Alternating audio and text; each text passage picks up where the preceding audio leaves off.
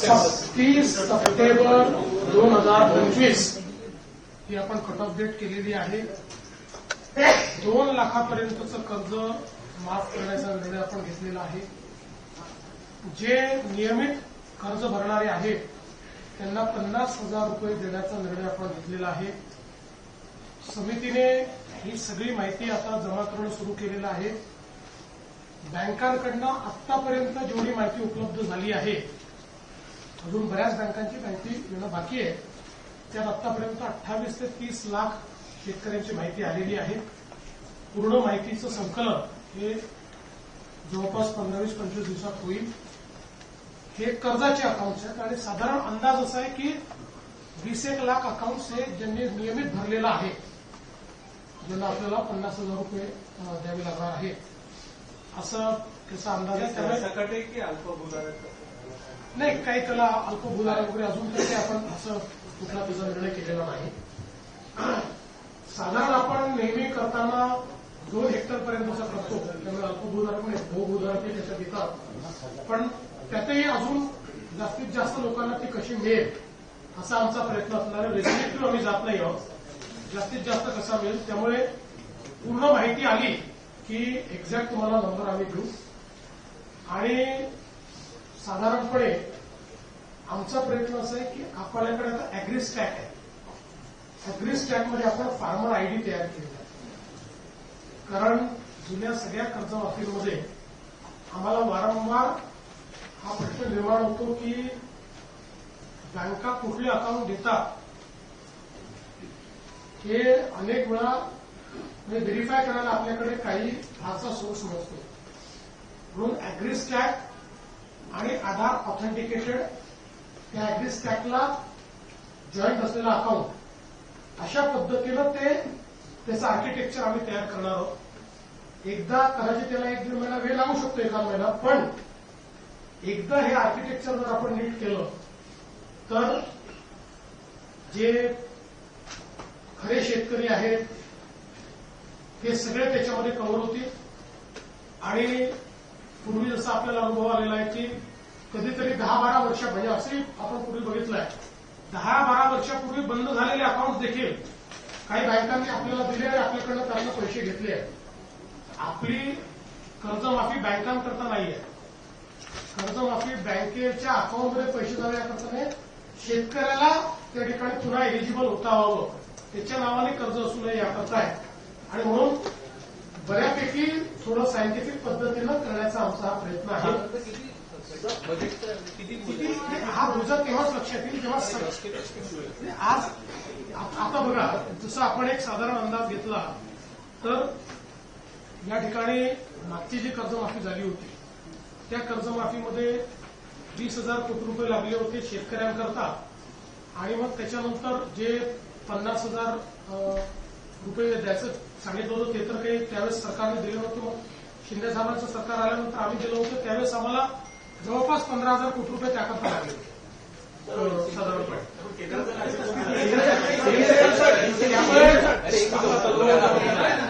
साधारणपणे याच सगळ्या घरांमध्ये हा साधारण खर्च जाईल असा अंदाज आहे. पण अरे बाबांनो, आता प्रत्येकाला वेगळं सांगणार आहे. आणि पुन्हा एकदा सांगतो, सगळी माहिती आता कशी मिळू शकेल? जर मी सांगतोय की माहिती संकलन चाललेलं आहे, आता तुम्हाला एक अंदाज यावा म्हणून मी माहिती दिलेली आहे. यापेक्षा जास्त होऊ शकतं, याच्यापेक्षा थोडं कमी होऊ शकतं. त्यामुळे तेवढी माहिती आता तुम्हाला माहिती असली पाहिजे, तुम्हाला ती लोकांपर्यंत पोहोचवता आली पाहिजे. पण मी एवढंच सांगतो की ही कर्जमाफी फार रिस्ट्रिक्टिव्ह कर्जमाफी नसेल. आम्ही शक्यतोवर आमचा प्रयत्न असेल की जो आपला सामान्य कर्जदार शेतकरी आहे याला पुन्हा एलिजिबल करण्याकरता जे जे करता येईल ते आम्ही करण्याचा प्रयत्न करू. देखिए, आज महाराष्ट्र का 7,69,437 करोड़ का बजट हमने पेश किया है. इस बजट में कृषि क्षेत्र, उद्योग क्षेत्र, रोजगार निर्माण, इंफ्रास्ट्रक्चर, इन सभी चीजों के ऊपर बल दिया गया है. अनुसूचित जाति, अनुसूचित जमाती और महिलाओं के ऊपर विशेष कार्यक्रमों के माध्यम से हम लोगों ने उनको भी संबल देने का प्रयास किया है। समाज के जो अन्य पिछड़ा वर्ग है उसके लिए भी कई योजनाएं शुरू की गई है। विशेष रूप से हम लोगों ने चुनाव में जो आश्वासन दिया था उसके अनुरूप हमने पुण्यश्लोक अहिल्या देवी होळकर किसान कर्ज माफी योजना की घोषणा की है। 2 लाख तक का कर्जा किसानों का हम लोग माफ करने वाले हैं। इसके साथ साथ कई प्रकार की योजनाएं आज घोषित की गई है, जिससे प्रधानमंत्री मोदी जी का विकसित भारत का जो सपना है उसके अनुरूप विकसित महाराष्ट्र हम तैयार करें। मुझे इस बात की भी खुशी है कि जो आर्थिक अनुशासन है उसका भी पालन हमने इस बजट में किया है। हमारे बजट का जो आप अगर उसके फिगर्स देखेंगे तो ये ध्यान में आएगा, जो फिस्कल डेफिसिट है उसको 3% से अंदर हमने रखा हुआ है। रेवेन्यू डेफिसिट को 1% के अंदर हमने रखा है। डेट जीडीपी रेशियो ये 18.5% तक हम लोगों ने रखा है। तो कुल मिलाकर सारी योजनाएं हमने शुरू रखी है। लाडली बहन योजना हो, किसानों को मुफ्त में बिजली की योजना हो, ये सारी योजनाएं जारी रखते हुए नई योजनाओं की घोषणा करते हुए हम लोगों ने वित्तीय अनुशासन का पालन किया है। एक मैं ऐसा मान सकता हूं कि संतुलित इस प्रकार का बजट देने का हमने प्रयास किया है।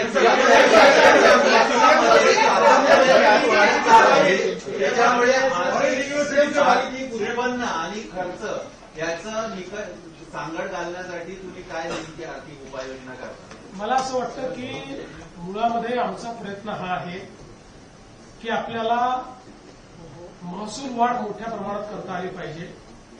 आणि जसं मी सांगितलं की महसूल वाढीचा कल हा महाराष्ट्रात देशापेक्षा जास्त मागच्या वर्षी आपण रजिस्टर केलाय। आणि आपल्याला कल्पना आहे की अर्थव्यवस्थेला गती जर द्यायची असेल आणि जीडीपी ग्रोथ करून टॅक्स कलेक्शन वाढवायचं असेल तर पायाभूत सुविधा क्षेत्रामध्ये गुंतवणूक वाढली पाहिजे। अभूतपूर्व वाढ आजपर्यंतची महाराष्ट्राच्या इतिहासातली सगळ्यात मोठी वाढ 21% वाढ ही आपण पायाभूत सुविधा क्षेत्रात केलेली आहे।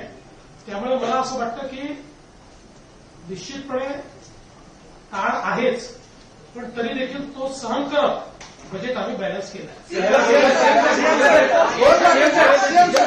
आहे। गेल्या वर्षी 36,000 करोडचा आउटले होता, तर यावर्षी एवढाच आउटले आहे जेवढा मागच्या वर्षीचा आउटले आहे तो सगळा आउटले आम्ही बाकीचे वेगळा असं आहे की आपल्या काही योजनांचा आउटले हा नियोजन विभागाच्या अंतर्गत आपण ठेवतो। त्यामुळे नियोजन विभागात काही आउटले असतो, काही त्या विभागात आउटले असतो।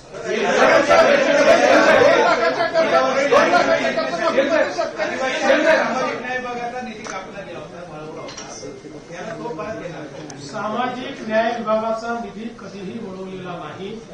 पुन्हा एकदा समजून घेतलं पाहिजे। अनेक वेळा आम्ही सांगितलं तरी कोणीतरी प्रत्येक वेळी तीच बातमी लावतो।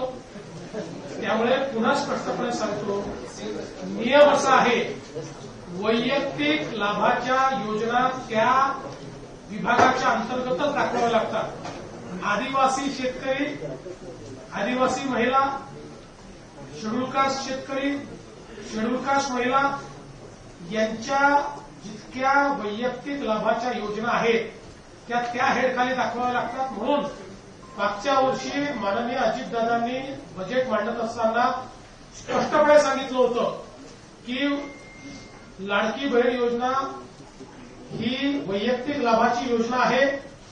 त्यामुळे ज्या अनुसूचित जातीच्या किंवा जमातीच्या लाडक्या बहिणी आहेत त्यांची तरतूद आम्ही त्या त्या विभागातच दाखवतो आणि त्याकरता त्या त्या विभागाची तरतूद किती वाढवली आहे हे देखील दादांनी मागच्या ह्याच्यात सांगितलं होतं। तरी दर 2 महिन्यांनी मला न्यूज पाहायला मिळते की समाज कल्याण मधले पैसे वळवले, आदिवासी कल्याण मधले कुठलेही पैसे वळवलेले नाहीत.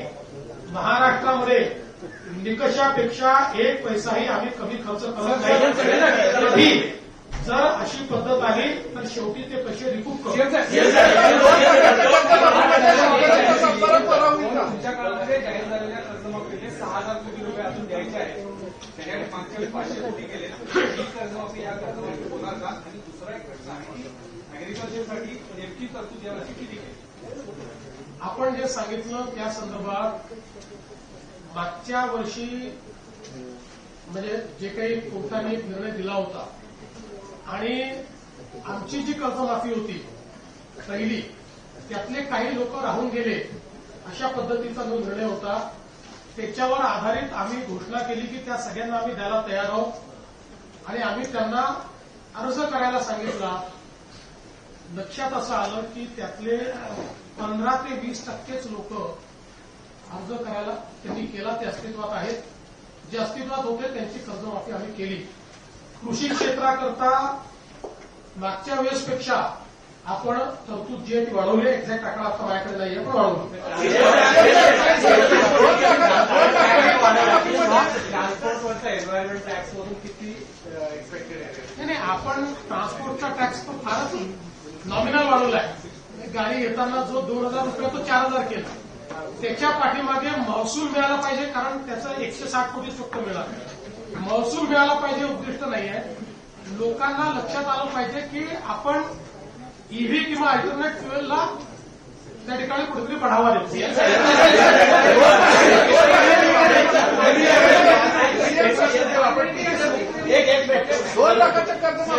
तिसरे मुख्यमंत्री आहात. पहिले मुख्यमंत्री यशवंतराव चव्हाण, दुसरे वसंतराव नाईक. हे मुख्यमंत्री म्हणून त्यांनी अर्थसंकल्प सादर केला होता. आपण तिसरे मुख्यमंत्री आहोत. त्या दोन्ही मुख्यमंत्र्यांच्या काळामध्ये राजकोषीय तूट होती. आपल्याही काळामध्ये राजकोषीय तूट आहे. पण ही तूट कोविडसारखी अतिशय महत्वाची घटना घडूनही तेवढी नव्हती, त्याच्यापेक्षा जास्त आता होत चालली. आपल्याला असं वाटत नाही का की काही योजना अवास्तव आपण चालवतोय? असं आहे की जेव्हा आपण विकसनशील अर्थव्यवस्थेमध्ये असतो त्यावेळी राजकोषीय तुटीशिवाय अर्थसंकल्प तयार होत नाही. आणि आपण जर विचार केला तर जगातला सर्वात श्रीमंत देश अमेरिका याच्यामध्ये राजकोषीय तूट आहे. जगात असा कुठलाच देश आपल्याला पाहायला मिळणार नाही की ज्यांची राजकोषीय तूट नाही. महत्वाचं काय, राजकोषीय तूट किती? आणि देशामध्ये मोठ्या राज्यांमध्ये आता फक्त महाराष्ट्र राज्य उरलं आहे की जे अजूनही 3% आत आहे. बाकी सगळे 3% पार गेले आहेत. त्यामुळे योजना आम्ही करतो, पण त्या योजनांसोबत आर्थिक शिस्त देखील आम्ही पाळतो. डिपार्टमेंटला किती ओव्हरलोड एक्सपिसेशन झालेले आहेत आता. कुठे कट लावलेला, कुठे कट लावला तुम्ही बघितलं असेल. मी तुम्हाला सांगतो सगळ्या डिपार्टमेंटला मागच्या वेळेसपेक्षा जास्त तरतूद दिली. पैसे खर्च होतात आणि ही योजना ज्या मध्य प्रदेशमधून आली तिथे तिची असलेली स्थिती आणि आपली स्थिती याची कधी तुलना मी केली? एवढ्यात मध्य प्रदेशला गेलेलो नाही. मुख्यमंत्र्यांची चर्चा झाली तेव्हा लाडकी बहीण योजनेची चर्चा होऊ शकली नाही. त्यामुळे मला मध्य प्रदेशाची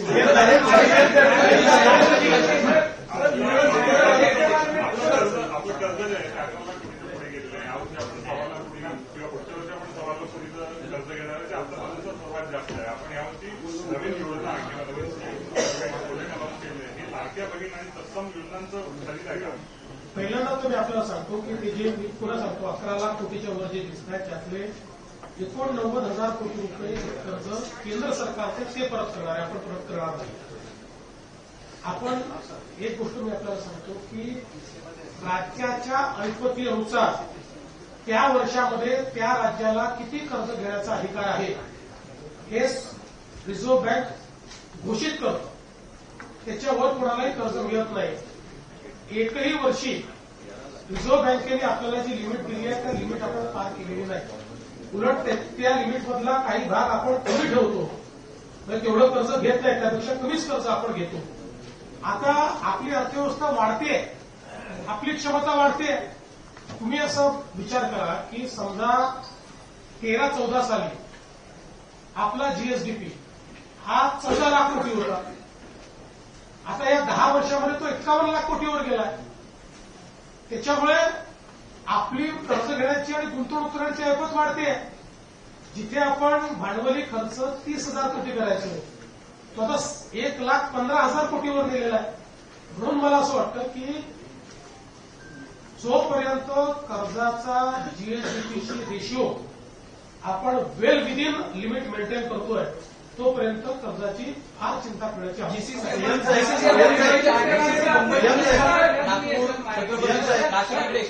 जीसीसी मुंबई पुणे सोडून बाहेर आहे. असं आहे की पहिल्यांदा जीसीसी करता आपण फेवरेट डेस्टिनेशन हे पुणे झालेलं आहे. पुण्यासोबत पुणे ते मुंबई हा कॉरिडॉर आपण तयार करतो. नवी मुंबई हे डेस्टिनेशन असेल. मुंबईमध्ये देखील आपण जीसीसी करता एक सेंट्रल बिझनेस डिस्ट्रिक्ट तयार करायचा विचार करतो. याच्या पलीकडे नाशिक, छत्रपती संभाजीनगर आणि नागपूर या 3 ठिकाणी पण आपण ते नेऊ. पण सुरुवातीला पहिलं मॅग्नेट हे पुणे.